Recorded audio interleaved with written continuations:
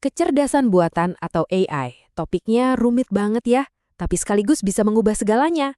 Nah, sekarang coba dibayangin, gimana caranya ngejelasin ini semua, bukan ke insinyur, tapi ke anak-anak. Ini dia kisah luar biasa dari sekelompok guru yang ternyata berhasil melakukannya.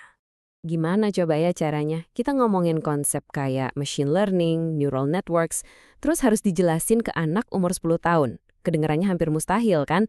Nah, pertanyaan besar inilah yang coba dijawab oleh sekelompok pendidik yang menurut saya luar biasa. Jadi, siapa sih pahlawan kita di cerita ini? Mereka adalah 23 orang guru ilmu komputer dari Beijing.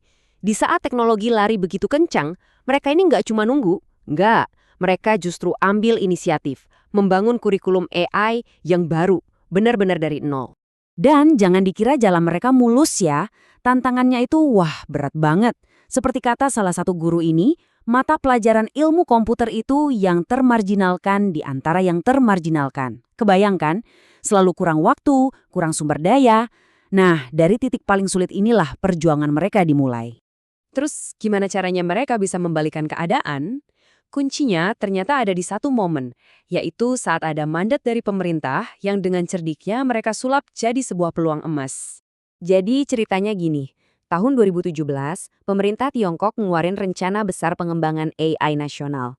Biasanya kan hal kayak gini cuma jadi aturan birokrasi aja.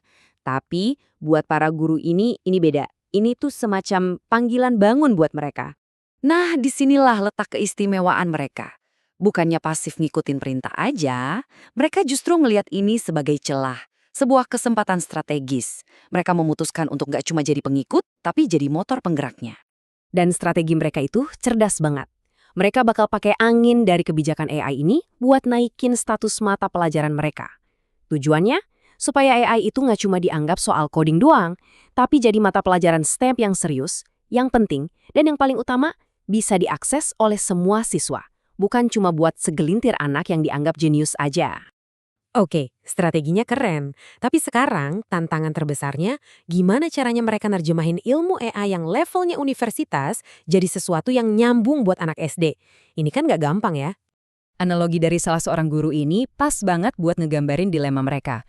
Dia bilang para ahli AI itu ilmunya kayak satu tangki air. Nah, tugas guru itu nyaring ilmu sebanyak itu jadi satu ember air dulu buat mereka pahami. Baru setelah itu, mereka bisa kasih ke siswa dalam bentuk satu cangkir air. Proses menyederhanakan yang luar biasa kan? Dan mereka punya strategi 3 langkah yang cerdas banget buat ini. Pertama, lupain dulu deh detail teknis yang jelimet, fokus ke konsep intinya aja. Kedua, nah ini kuncinya, pakai kecerdasan manusia sebagai jembatan perbandingan. Dan yang ketiga, isu-isu sosial dan etika itu jangan dibahas belakangan, justru harus jadi bagian dari obrolan dari hari pertama. Pendekatan ini mereka sebut paradigma bertindak seperti manusia. Jadi daripada ngajarin AI sebagai sesuatu yang aneh dan jauh, mereka justru narik itu kembali ke pengalaman kita sebagai manusia. Gimana sih kita melihat? Gimana sih kita belajar? Nah, dengan mulai dari situ, konsep yang tadinya abstrak jadi terasa nyata dan gampang dipahami. Contoh prakteknya keren banget loh. Mereka pakai permainan sederhana tebak siapa. Jadi ada satu siswa matanya ditutup, terus dia harus nebak siapa temennya yang lagi ngomong. Prosesnya kan dia dengerin suara, itu input data. Terus dia kenalin ciri khas suaranya, itu ekstraksi fitur. Lalu dia cocokkan sama memori suara teman-temannya, itu kan persis kayak pengenalan pola di AI. Konsep yang rumit ya jadi permainan seru. Oke, kita udah lihat nih dorongan dari pemerintah dan keahlian para pakar. Tapi ternyata ada satu lagi kekuatan pendorong yang gak disangka-sangka dalam cerita ini. Siapa? Ya murid-muridnya sendiri. Pemicunya apa? Ingat kan pertandingan catur Go antara AlphaGo lawan juara dunia Qi di tahun 2017? Nah, di Tiongkok itu heboh banget. Tiba-tiba, anak-anak datang ke kelas bawa segudang pertanyaan. Rasa penasaran murni dari mereka lah yang akhirnya jadi dorongan paling kuat buat para guru untuk bergerak. Dan ini bukan cuma perasaan para guru loh, datanya beneran ada. Sebuah survei nunjukin, bahkan sebelum kurikulum ini ada, hampir setengah dari siswa kelas 5 udah ngerasa paham apa itu AI. Jadi mereka nggak mulai dari nol sama sekali, muridnya udah siap, gurunya yang justru harus ngejar. Melihat minat yang besar ini, para guru ngambil keputusan yang bijak banget. Mereka bikin pelajarannya itu nyambung sama kehidupan sehari-hari semua siswa. Misalnya ya, soal kehidupan di sekolah. Tujuannya buat ngatasin yang namanya kesenjangan digital. Jadi, pelajarannya tetap relevan buat semua, nggak peduli di rumah punya gadget canggih atau enggak. Oke, jadi setelah semua proses tadi, negosiasi strategis, menyederhanakan materi, ngerespons rasa penasaran murid, hasilnya kayak apa sih kurikulum yang akhirnya mereka bangun?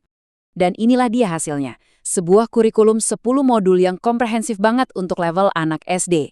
Coba deh perhatikan alurnya, logis banget kan?